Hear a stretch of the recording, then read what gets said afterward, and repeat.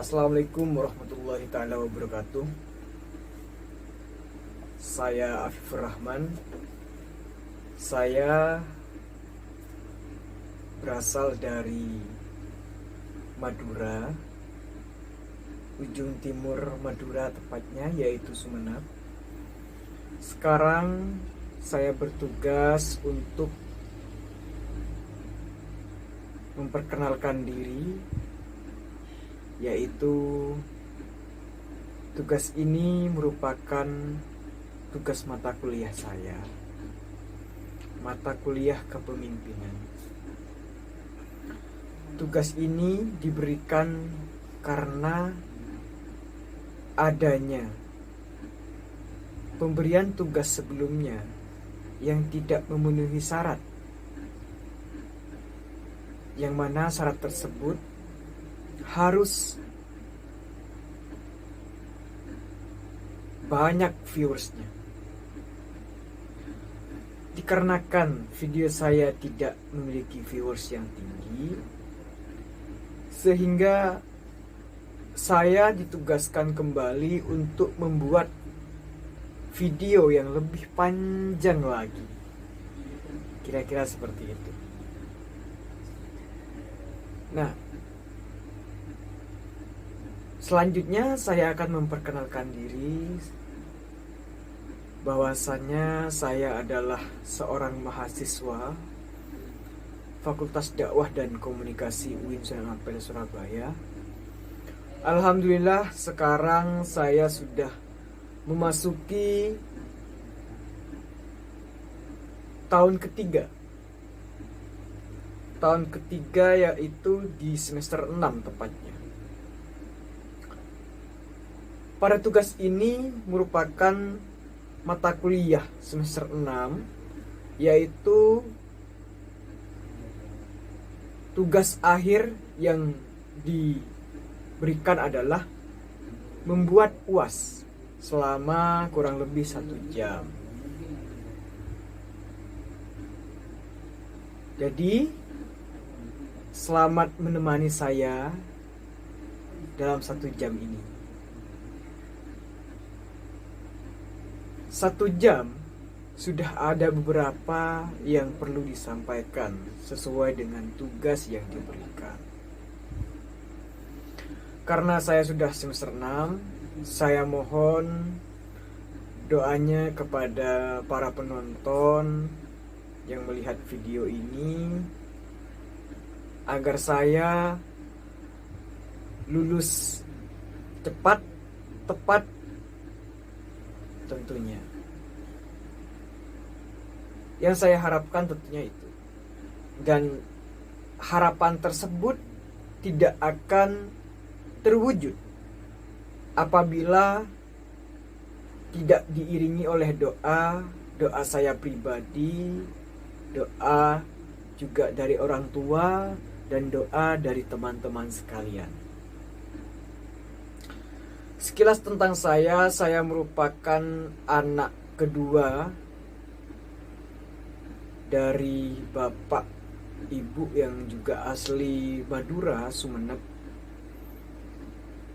Saya hanya sekarang memiliki ibu.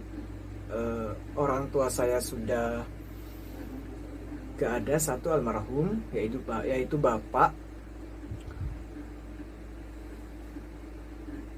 Dikarenakan bapak saya tidak ada, tentu saya di masa kuliah ini, selama 3 tahun ini, saya berupaya keras, berpikir cerdas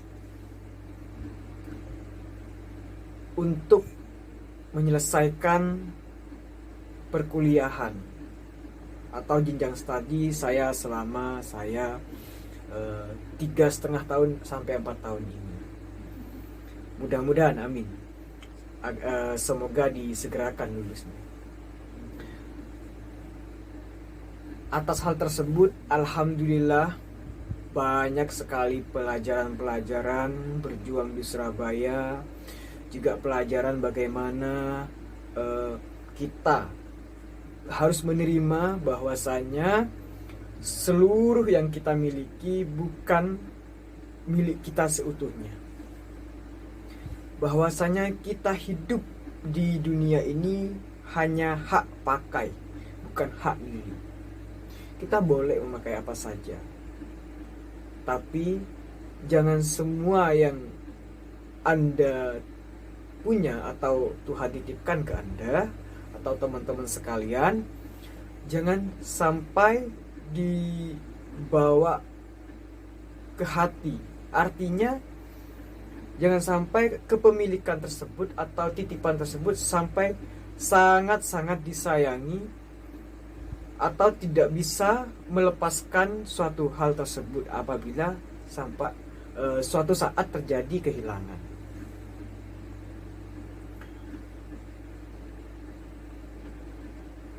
Selanjutnya, ini masih dalam rangka perkenalan diri. Alhamdulillah, sepanjang saya kuliah, saya biaya sendiri dengan UKT 7 juta. UKT saya 7 juta.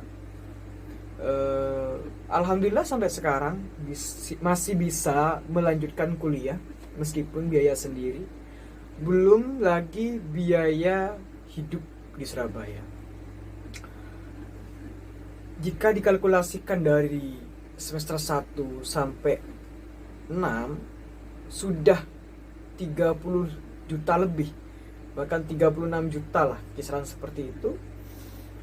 Saya mengeluarkan uang untuk saya kuliah. Di lain sisi masih ada tanggung jawab lain yang mana sifatnya juga mengeluarkan uang, entah itu pembelajaran, diskusi, praktek lapangan, juga hal-hal yang dibutuhkan, misalkan sandang, pangan. Sehingga jika dikalkulasikan, saya bisa mengalkulasikan itu sampai per 3 tahun ini saya hidup di Surabaya bisa sampai 100 juta. Nah, artinya kepada teman-teman, saya harap dengan hal tersebut, dengan saya sudah tidak memiliki bapak, tinggal ibu di rumah, terkadang ibu ya saya kirim dari Surabaya, alhamdulillah masih bisa ngirim ibu. Saya harap atas pelajaran tersebut teman-teman semua bisa kembali berpikir positif untuk membangun masa depan teman-teman sekalian. Bahwasanya kita boleh dan sah-sah saja terlahir dari siapa, tapi kita perlu tahu bahwasanya kita akan menjadi apa dan mau kemana. Hidup tentang pilihan, hidup tentang segala keputusan. Bayangkan, dulu saya di semester akhir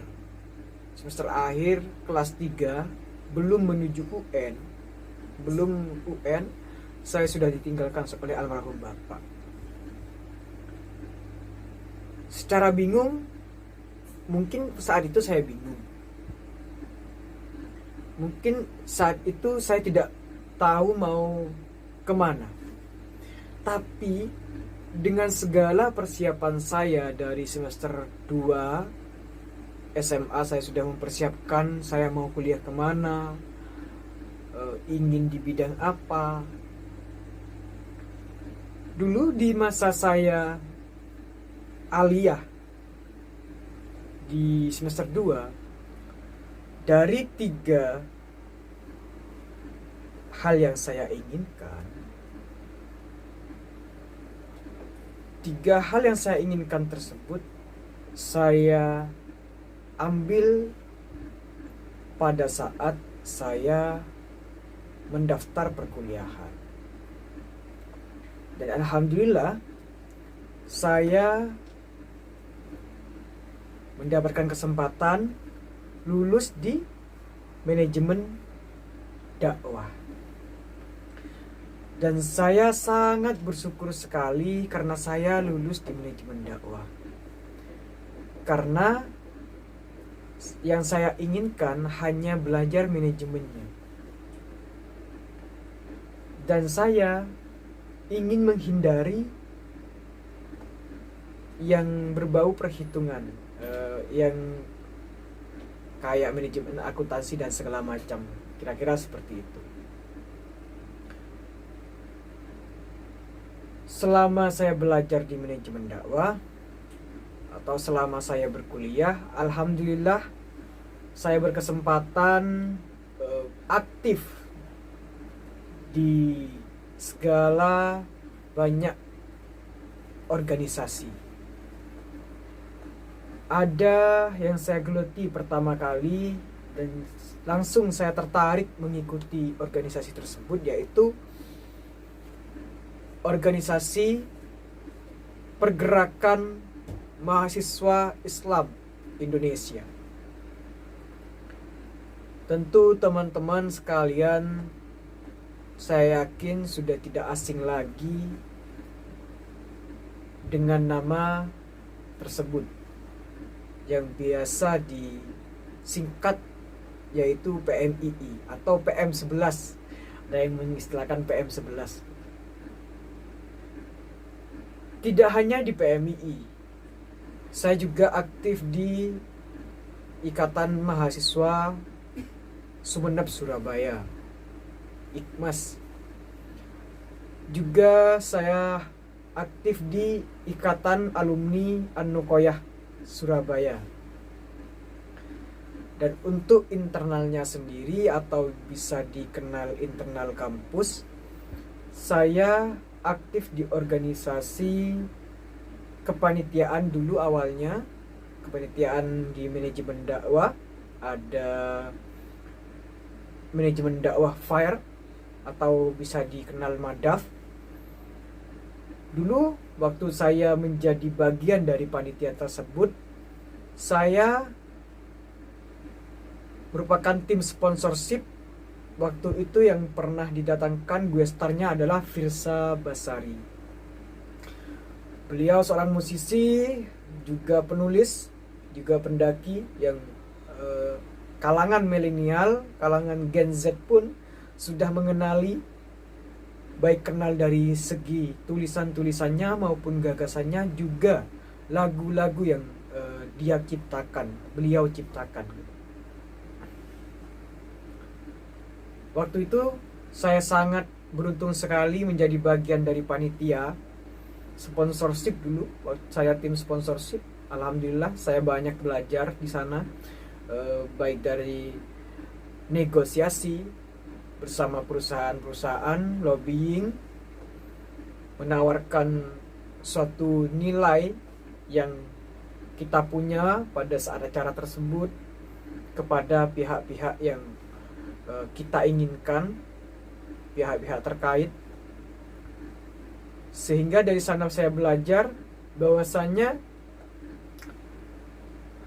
dengan kita aktif berorganisasi, juga saya memilih jurusan manajemen dakwah, tentu sangat-sangat berarti, sangat-sangat menguntungkan bahwasanya di segala lini, baik di organisasi, baik dimanapun, perlu yang namanya manajemen. Saya sangat beruntung sekali masuk manajemen dakwah karena saya bisa memahami, karena saya bisa mengetahui apa itu manajemen. Yang mana paling tidak saya dapat memanajemen diri, manajemen waktu saya, baik dalam beraktivitas sehari-hari atau segala manajemen yang perlu kita manage atau perlu kita atur. Dan saya masih ingat ketika saya diajar atau diampu oleh almarhum Bapak Bambang Subandi. Beliau merupakan dosen favorit saya. Ada 2 dosen favorit saya dulu di Fakultas Dakwah. Yang satunya sudah almarhum, semoga beliau tenang di alam sana. Dan semoga amal-amal baik beliau, juga ilmu-ilmu beliau yang sudah disampaikan, ditransferkan kepada murid-muridnya bermanfaat, sehingga beliau juga senang di alam sana, tenang. Almarhum Bapak Bambang Subandi pernah menugaskan saya untuk membuat jurnal, yang mana jurnal tersebut membahas tentang surat Al-Asr. Di dalam surat Al-Asr itu yang masih saya ingat adalah di ayat pertama, yaitu wal asri. Wal asri berarti demi masa. Masa juga berarti adalah waktu. Dan di situ ada kata demi, yang mana Tuhan bersumpah bahwasanya demi waktu. Jika waktumu tidak dimanage, maka akan merugi. Jika ditarik artinya kira-kira seperti itu. Terkecuali orang-orang yang beramal soleh. Bahwasanya dengan ayat tersebut, dalam ayat pertama, Tuhan atau Allah Subhanahu wa Ta'ala sudah menekankan kepada manusia bahwasanya kamu akan merugi, atau kalian akan merugi apabila kalian menyia-nyiakan waktu.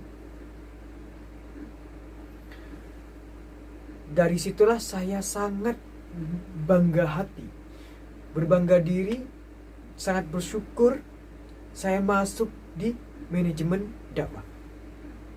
Bahwasanya saya dapat atau mampu memahami manajemen tersebut.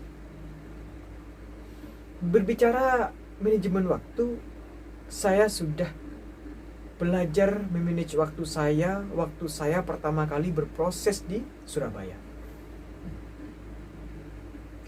Karena di Surabaya bagi saya ada dua hal yang akan dibunuh atau terbunuh atau kebakar apabila tidak bisa dikendalikan. Dua hal tersebut bagi saya sangat-sangat penting sekali. Pertama yaitu manajemen waktu. Yang kedua adalah uang. Lagi-lagi berbicara manajemen keuangan. Kenapa manajemen waktu merupakan hal yang paling penting di Surabaya? Kita ketahui bersama bahwasanya manusia memiliki keterbatasan, memiliki kelemahan, bahwasanya manusia adalah orang yang lemah, abdun, budak, hamba yang sahaya. Apabila manusia tidak dapat mengendalikan waktu atau tidak dapat memanage waktu dengan baik, maka waktu tersebut akan terbakar, terbunuh, bahkan merugi kalau bahas dalam ayat yang saya sampaikan tadi di surat Al-Asr tersebut. Manusia akan merugi apabila menyia-nyiakan waktu. Di Surabaya saya sangat merasakan itu. Jadi untuk siapapun, mahasiswa baru atau siapapun yang bergelut di Surabaya, saya yakin apabila orang tersebut dapat menghargai waktu, dapat memanage waktunya dengan baik, saya yakin bahwasanya orang tersebut akan menjadi orang yang sangat-sangat luar biasa. Karena kita ketahui bersama bahwasanya penting sekali memanajemen waktu, penting sekali memanage waktu, karena dengan kita memanage waktu, kita dapat memanage juga mood kita. Apabila kita moody atau kita murung, ada dua hal yang kita bisa pilih: bangkit melawan waktu atau kita leyeh-leyeh membunuh waktu. Waktu selalu mengejar kita. Kita selalu terkejar oleh waktu. Bahkan dengan saya yang sudah berupaya semaksimal mungkin memanage waktu dan segala macam, saya masih meminta kepada Tuhan untuk diberikan waktu yang lebih. Dulu di masa saya menjadi mahasiswa baru, saya jarang sekali aktif di kelas. Bahkan saya ketika sudah mengikuti mata kuliah atau mata pelajaran yang di kampus, saya langsung pulang. Karena apa? Karena waktu itu saya fokus untuk mencari uang, untuk survive, untuk mengendalikan waktu agar waktu saya tidak terbunuh, sehingga waktu tersebut menjadi hal yang bisa terjual, atau kemampuan saya dalam waktu tersebut ketika saya mengendalikan waktu dapat memberikan manfaat bagi saya sendiri. Karena kenapa saya seperti itu? Karena pada saat saya menjadi mahasiswa baru, tentu saya dengan sudah tidak memiliki bapak, orang tua laki-laki, tentu saya harus bertanggung jawab atas hidup saya di Surabaya, juga atas pembelajaran saya menjadi mahasiswa. Dan saya harus bertanggung jawab kepada ibu saya bahwa saya sudah pamit dibebas terbangkan ke Surabaya untuk menuntut ilmu, mengais rezeki juga, dan menanamkan kebaikan-kebaikan untuk saya bawa ke masa depan. Yang harapannya saya bisa pulang ke rumah, bisa membangun rumah, membangun masyarakat sekitar yang lebih bagus, memberdayakan masyarakat. Itu harapannya. Mudah-mudahan tercapai. Amin. Yang kedua yaitu tentang keuangan, manajemen keuangan. Berbicara keuangan, saya merasa bahwasannya uang sangat berharga ketika saya sudah menjadi mahasiswa, sudah belajar bekerja sendiri secara mandiri, mengelola emosi untuk tidak selalu jajan, nafsu kita di downgrade, diturunin. Nah, kenapa uang menjadi sangat penting di Surabaya, menjadi pelajaran yang sangat penting ketika kita harus mengendalikan? Karena lagi-lagi percontohan saya adalah mudi. Kalau kita mudi, ada dua hal yang kita harus kendalikan. Kondisi keuangan kita pasti melemah, dan kita akan mudi dengan kondisi tersebut, tidak bersemangat. Dan yang kedua yaitu hal yang kita akan lakukan itu biasanya ngelamun, tidak bisa melawan diri. Disitulah menjadi sangat penting bahwasannya kita harus menghargai uang dan benar-benar mengeluarkan uang tersebut atas hal yang dibutuhkan, bukan atas hal yang diinginkan.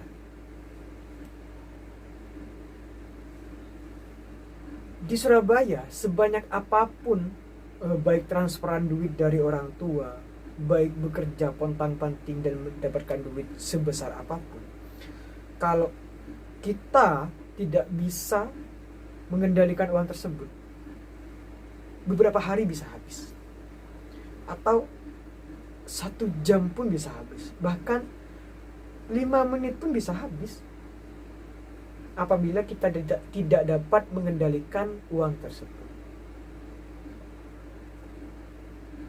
Nah,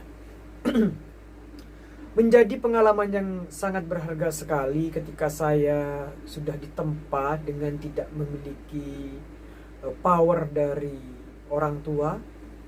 Power dalam arti persoalan finansial keuangan ya. Menjadi lebih semangat kepada saya untuk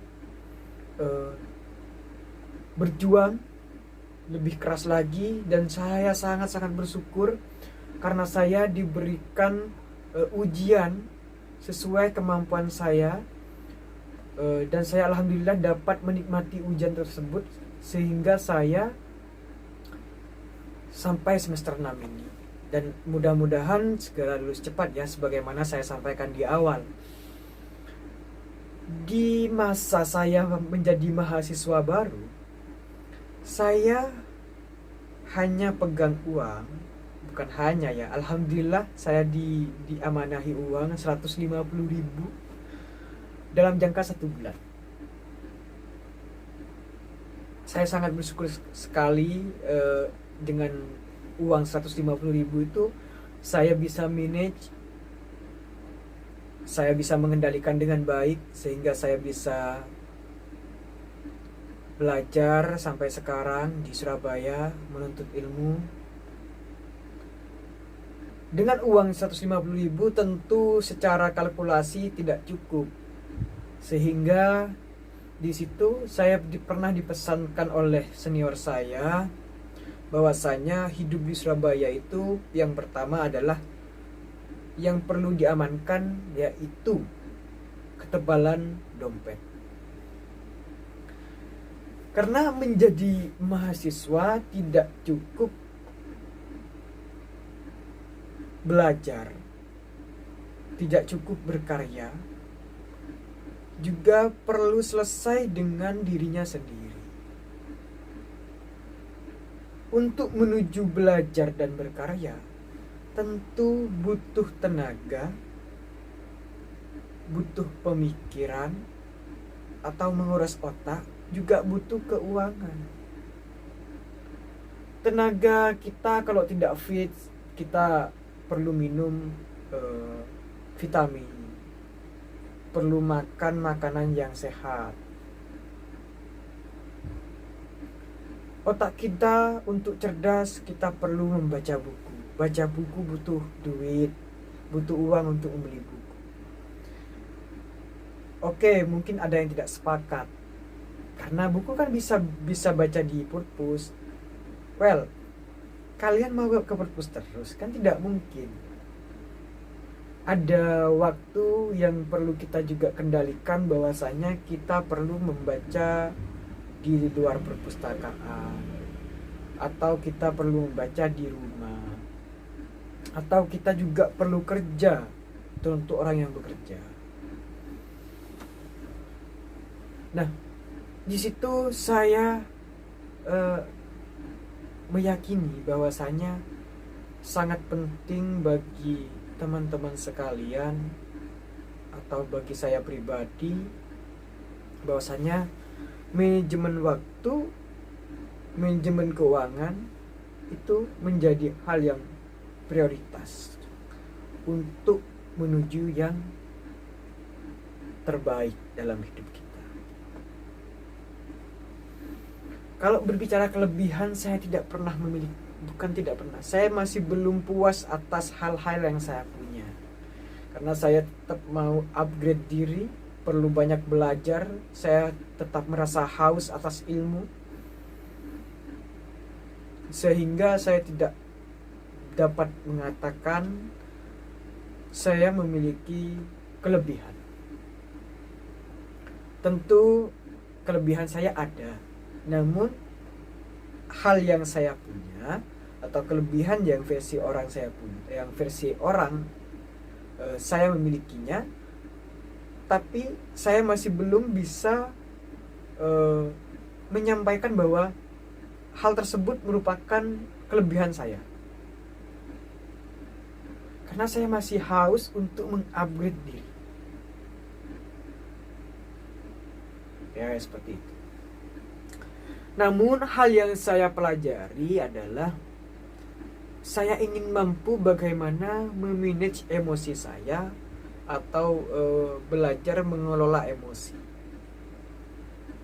Belajar mengelola emosi saya masih pelajari, dan saya belajar di salah satu buku, yaitu buku karangannya Tun Desem Waringin. Kenapa meskipun saya sudah baca masih menyampaikan saya masih pelajari? Karena saya masih mempraktekkan dalam sehari-hari saya. Lagi-lagi tentang emosi adalah tentang manajemen diri, manajemen emosional. Penting sekali bagi teman-teman untuk memiliki hal tersebut juga. Sekilas perjalanan saya, biodata saya sedikit-sedikit. Sekarang saya akan berbicara tentang pengalaman saya berorganisasi. Di dalam organisasi juga yang saya geluti, yang saya masuk di dalamnya sampai saat ini, manajemen waktu lagi-lagi diperlukan, manajemen diri juga diperlukan. Lagi-lagi tentang manajemen. Ternyata kalau dikerucutkan, organisasi merupakan miniatur masyarakat. Jadi saya sangat rekomendasikan, saya sangat menganjurkan kepada teman-teman yang masih belum berkuliah atau yang memang sudah berkuliah tapi tidak mengikuti organisasi dengan alasan kerja dan segala macam. Mungkin mereka bisa beralasan ya, bahwasanya gue kerja apa dan segala macamnya, tapi alhamdulillah saya bisa menggeluti dunia itu dengan saya biaya sendiri,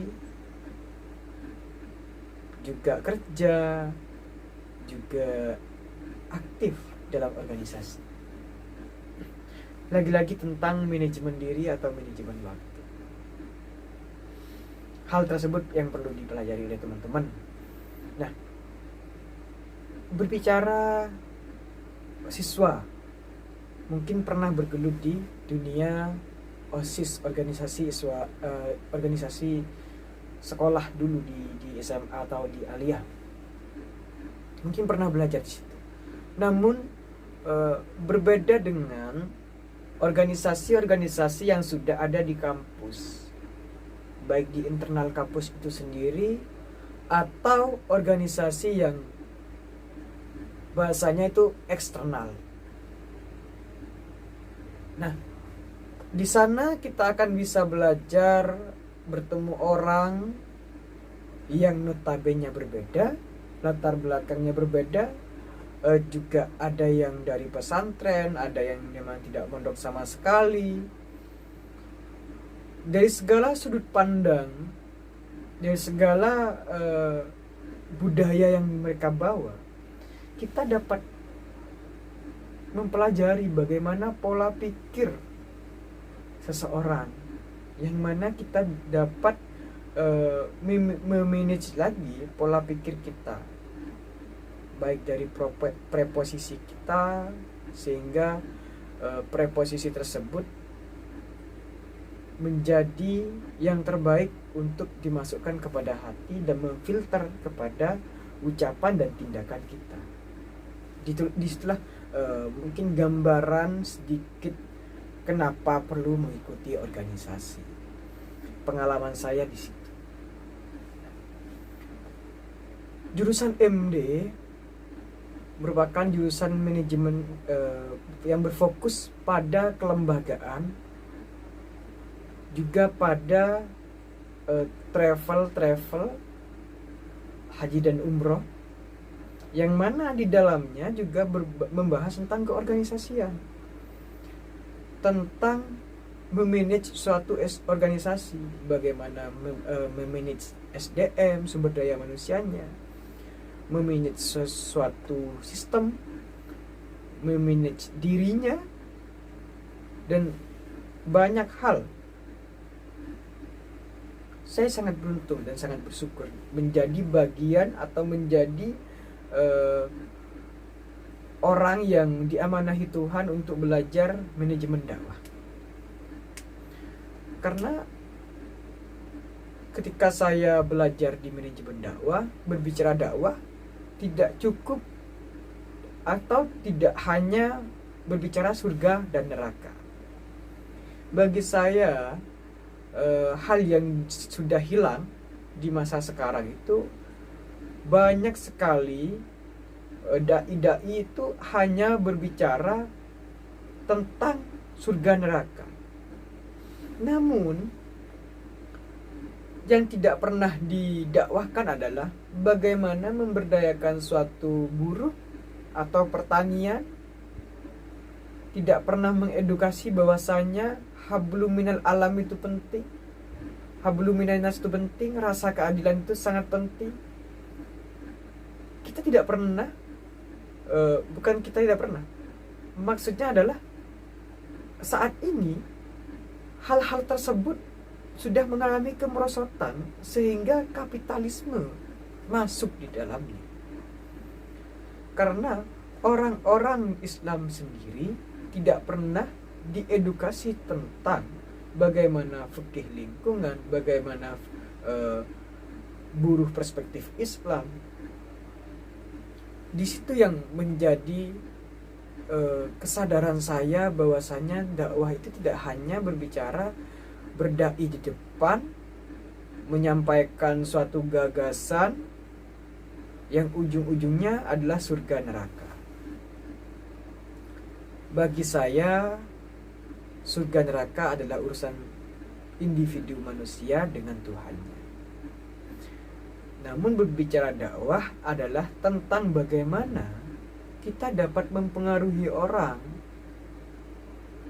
untuk menuju yang lebih baik, sesuai dengan kaidah-kaidah fikih, sesuai dengan hal-hal yang diajarkan oleh Islam.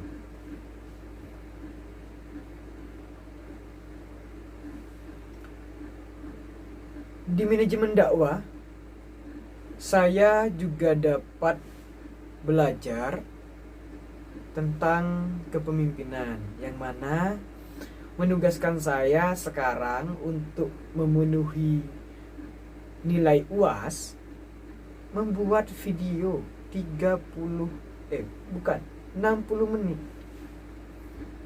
60 menit teman-teman.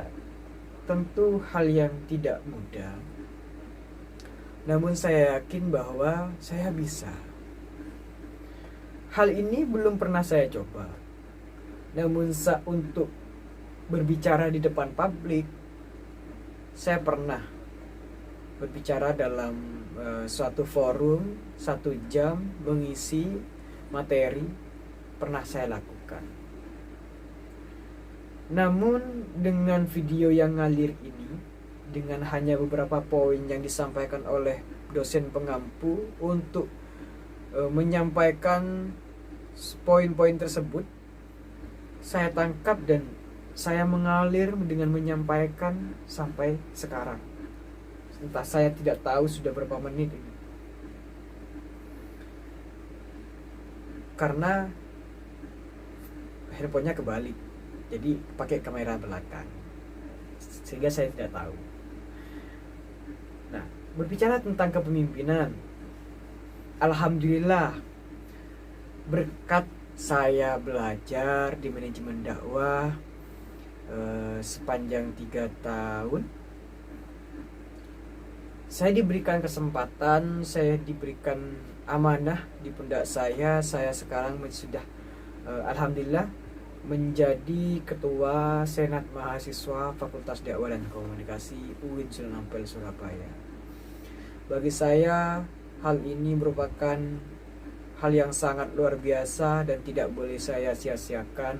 Saya harus belajar memimpin di sini, belajar bagaimana mempengaruhi teman-teman untuk menuju ke yang terbaik untuk organisasi yang saya pimpin. Tentu berbicara organisasi saya yang mana juga menaungi seluruh masyarakat atau mahasiswa yang ada di Fakultas Dakwah dan Komunikasi UIN Sunan Ampel Surabaya. Karena Senat Mahasiswa itu merupakan representasi dari mahasiswa itu sendiri. Kalau di dunia literatur negara, yaitu DPR, DPD, atau MPR, yang kita kenal dengan senator. Nah, berbicara kepemimpinan, berbicara manajemen waktu, manajemen segala yang sudah serangkaian saya bicarakan, tentu dengan saya sudah semester 6 atau semester akhir, saya memiliki harapan-harapan. Saya juga memiliki hal yang saya inginkan ke depan. Bagaimana saya menata untuk masa depan saya yang bahagia, sukses, kaya raya, dibimbing oleh Tuhan saya. Saya ingin menjadi orang yang bermanfaat. Umum kan? Umum sekali jawaban ini. Kalau berbicara saya ingin apa, mau kemana setelah lulus, yaitu ada 2. Nikah itu pasti. No. Nikah atau lanjut pasca sarjana, lanjut S2. Nikah dan S2 merupakan suatu pilihan atau suatu sikap yang harus saya pilih. Karena kalau berbicara setelah lulus, bekerja merupakan hal yang wajib bagi mahasiswa. Bekerja merupakan hal yang wajib setelah lulus dari sarjana. Karena realitanya kita juga butuh makan, kita juga punya beban moral karena orang tua kita membiayai kita yang dibiayai orang tuanya. Meskipun tidak dibiayai orang tuanya, kita juga punya masa depan, yaitu anak, istri dan anak kita, atau calon istri dan calon anak kita. Tentu hal tersebut perlu dipersiapkan. Itu berbicara bekerja. Kenapa bekerja merupakan sudah ibadah wajib seorang mahasiswa setelah lulus dari mahasiswa, maksudnya. Karena berbicara bekerja merupakan hal yang menjadi tanggung jawab kita, apalagi berbicara laki-laki ya. Karena laki-laki yang dipegang adalah tanggung jawabnya, bukan, bagi saya laki-laki itu yang dipegang bukan omongannya, tapi tanggung jawabnya. Jika laki-laki tersebut bertanggung jawab, maka atas omongannya pun atau ucapannya pun dia akan bertanggung jawab. Kira-kira seperti itu. Nah, 2 hal harapan saya. Secara pendek, jangka pendek maksudnya, yang saya inginkan itu adalah setelah lulus saya kursus bahasa Inggris, karena bahasa Inggris merupakan hal yang dibutuhkan sekarang. Secara kemampuan saya belum mampu menguasai bahasa Inggris, sehingga saya butuh belajar, butuh kursus untuk bahasa Inggris. Yang kedua, dunia kerja adalah pasti, meskipun itu kerja tidak harus kerja di kantor ya, baik kerja online, kayak kerja apa, online shop. Yang penting adalah kita dapat bertahan hidup, kita dapat nabung, kita dapat memunculkan cuan lah bahasanya kalau di masa sekarang. Dengan hal itu, setelah saya kursus, mungkin yang saya harapkan adalah dengan saya bekerja, saya menjadi pengusaha hebat, handal, dahsyat, dan terpercaya, juga bermanfaat bagi orang lain. Kenapa saya ingin menjadi seorang pengusaha hebat, dahsyat, juga bermanfaat bagi orang lain? Karena Nabi bagi saya itu mengajarkan berdagang, berwirausaha, entrepreneurship kalau bahasa sekarang, bisa dikenal dengan entrepreneur. Bagi saya Nabi adalah suri tauladan untuk saya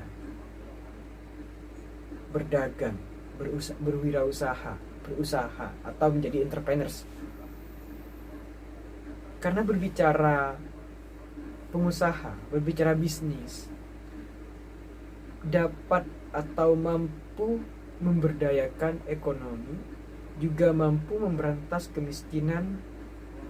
Kalau bahasanya William Tanuwijaya itu, William Tanu kalau nggak salah namanya ya, beliau CEO Tokopedia atau founder Tokopedia. Semua dengan peluang usaha, dengan adanya digital ini, dengan banyaknya orang berwirausaha, semua memiliki kesempatan yang sama. Oleh karena itu, karena kesempatannya sama, tentu orang-orang yang tidak mampu melanjutkan kepada jenjang perkuliahan atau memang tidak pernah sekolah, kita bisa mengangkat derajat beliau. Teman-teman kita tahu secara hablum minannas, secara kemanusiawian kita sama, kita bisa sama-sama mengangkat, bergandengan tangan untuk memberdayakan mereka secara finansial utamanya. Itu berbicara bisnis. Karena di daerah saya, kalau saya analisa, bagi saya itu kalau tidak berwirausaha, bukan saya tidak percaya untuk tidak bisa bertahan hidup ya. Mayoritas orang-orang yang wow, bisa dikatakan wow, itu orang yang berwirausaha atau berbisnis itu. Kalau di daerah saya,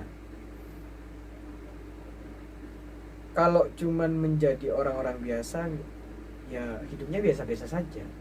Ketika menjadi orang pembisnis, dia akan untung besar atau rugi. Karena berbicara bisnis adalah untung rugi secara kalkulasi. Secara kalkulasinya seperti itu. Nah, yang kedua keinginan saya, yaitu menjadi politikus. Saya ingin menjadi seorang terjun di dunia politik karena saya cukup tertarik. Pandangan saya belok dalam arti bahwasanya dulu saya pahami politik adalah politik praktis, kotor, tidak baik, bahkan merugikan orang banyak. Namun setelah saya belajar, setelah saya menggeluti dunia organisasi, saya belajar di sana bahwasanya politik adalah tata cara berbangsa, bermasyarakat, dan bernegara. Disitulah sebagai saya orang Indonesia, cinta tanah air, saya ingin menjadi perwakilan dari orang-orang yang tidak mampu menyuarakan suaranya, tidak mampu memperjuangkan keadilannya. Saya ingin terjun di dunia tersebut untuk memperjuangkan hak-hak keadilan, untuk kemaslahatan bersama, sebagaimana kalau Nabi mencontohkan, yaitu piagam Madinah. Disitulah kenapa saya tertarik di dunia politik. Namun berbicara modern, pada masa sekarang, pada masa milenial, baik generasi Z, sudah jiwa-jiwanya kerontang dikarenakan kita terlalu terlena terhadap elit global, yang mana kita sederhananya selalu pegang handphone, tidak membaca buku, hal-hal tersebut terjadi. Setelah saya amati, setelah saya analisa kecil-kecilan sependek analisa saya, bahwasanya jiwa kita kerontang karena kita tidak memiliki kemandirian berpikir, sehingga kita terapit atau terjerumus dalam dunia kapitalis. Nah, berbicara elit global, di dalam organisasi saya pernah mempelajari, bahkan ditugaskan untuk menyusun materi tentang ekonomi politik global. Sependek analisa saya, sependek pembelajaran saya, di situ saya belajar bahwasanya politik atau ekonomi, kekuatannya ada di politik. Ekonomi akan rusak, ekonomi akan memburuk apabila elit politiknya tidak tepat. Sehingga saya ingin sekali dengan pengalaman belajar tersebut ingin memperbaiki ekonomi Indonesia, karena format kekuatan ekonomi Indonesia ada di politik tersebut, atau bahasa saya tadi bagaimana berbangsa, bermasyarakat, dan bernegara. Karena berbicara ekonomi merupakan suatu sumber yang dapat menghidupkan hal-hal lainnya.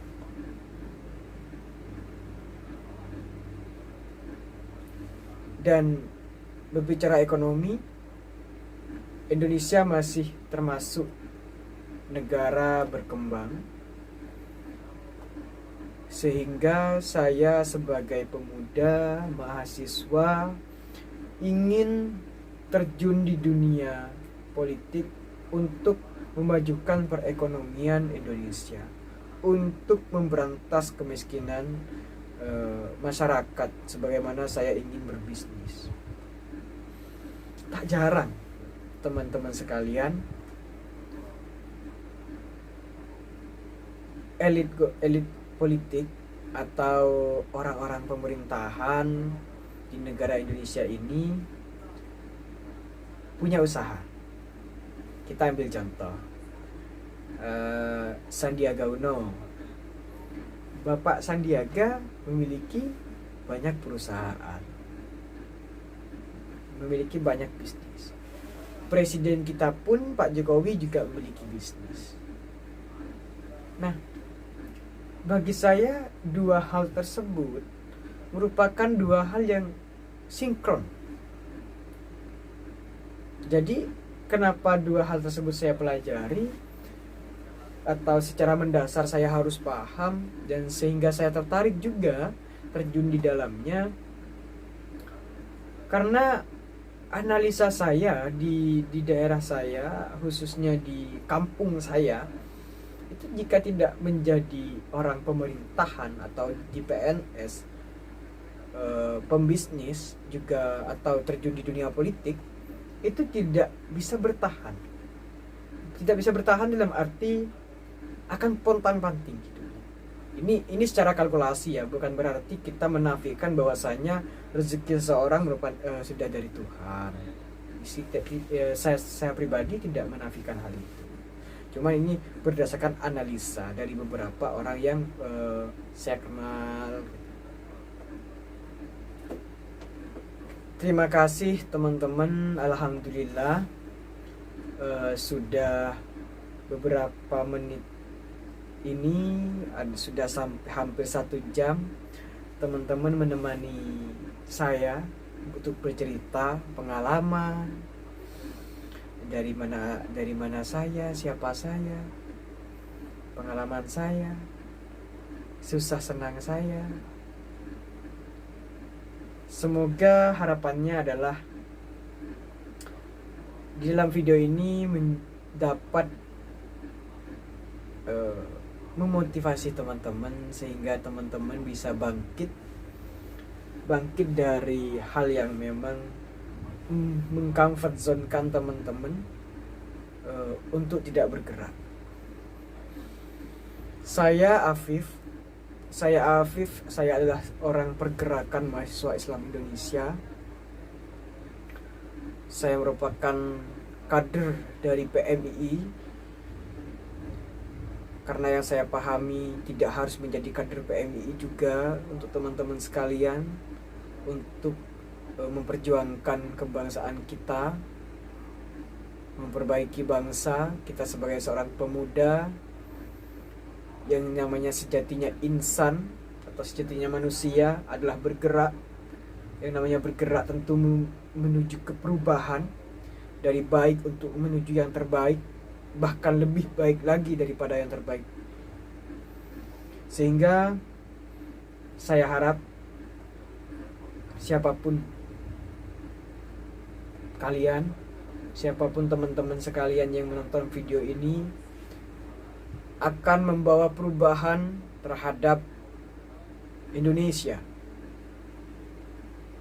Utamanya perubahan yang perlu dipastikan adalah dapat merubah sikap, karakter dan pola pikir pribadi terlebih dahulu, sehingga dapat merubah orang lain, baik teman kita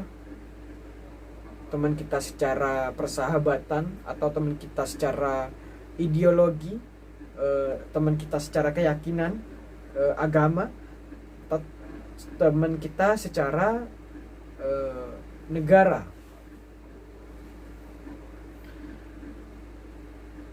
Dua hal yang saya pegang di manapun itu.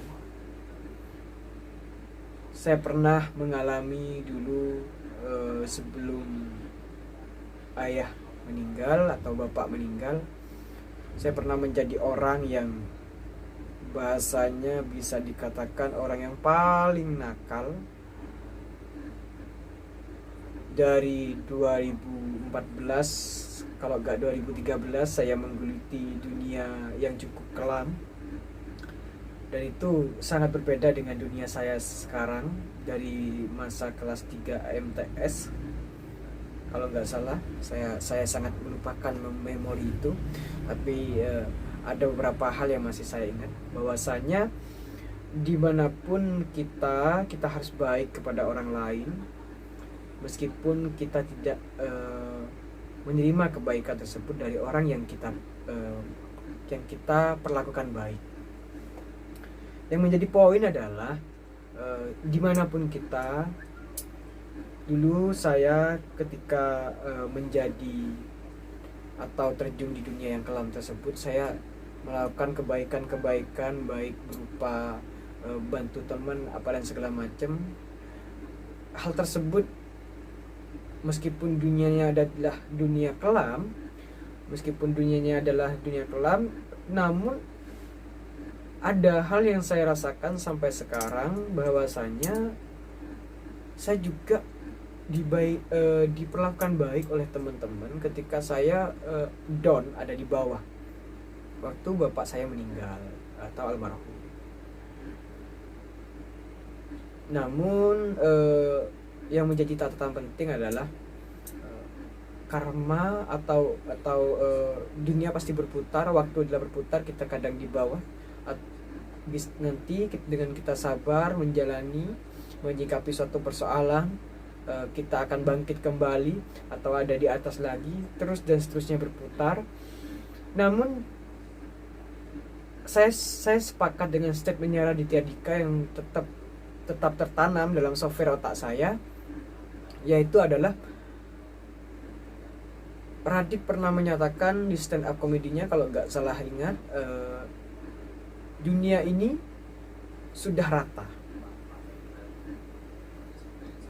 tinggal lo menjadi orang yang berbeda. Nah, hal yang menjadi pegangan bagi saya adalah ketika saya menonton film Radit tersebut, gue atau saya harus dimanapun berada, saya harus menjadi orang yang nomor satu atau orang yang berbeda atau pembeda daripada orang yang lain. Namun berbicara berbeda tentu tidak keluar dari koridor-koridor baik itu nilai-nilai keislaman atau nilai-nilai keindonesiaan atau nilai-nilai budaya yang ada. Itu yang menjadi pegangan saya sampai sekarang, masih belum tergantikan, alhamdulillah.